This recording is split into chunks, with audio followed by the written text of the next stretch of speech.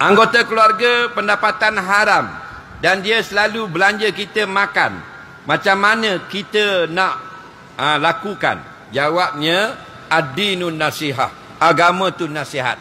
Berilah nasihat. Nak berhentilah kerja dari sumber yang haram. Nampak lagi? Jaga baik-baik. Ramai puasa tapi puasa lapar saja. Ada 5 sebab kenapa manusia yang puasa akhir zaman tak dapat pahala. 5 sebab. Salah satunya sumber pendapatannya haram. Sumber pendapatannya haram.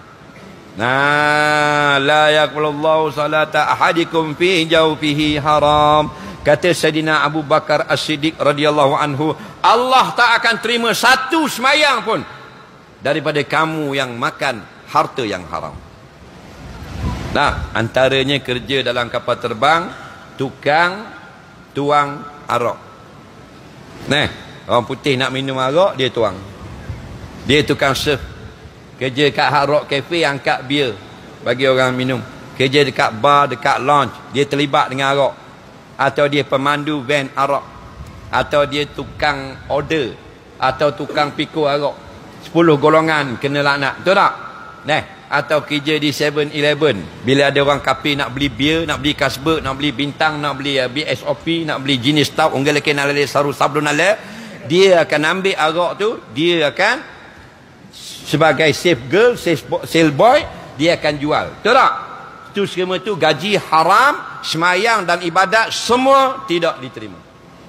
Jelas waktu. Ada anak-anak terlibat dengan benda-benda lagu ni, suruh dia berhenti.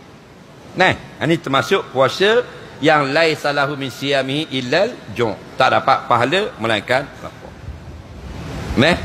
Ni contoh. Pasal apa? Pasal barang haram Allah tak terima ibadat.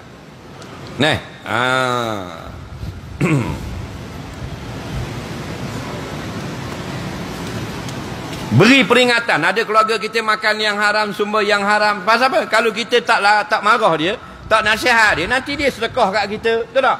Hantar ikan, hantar lauk, dia sedekah kita. Masalah kita. Dia sumber haram.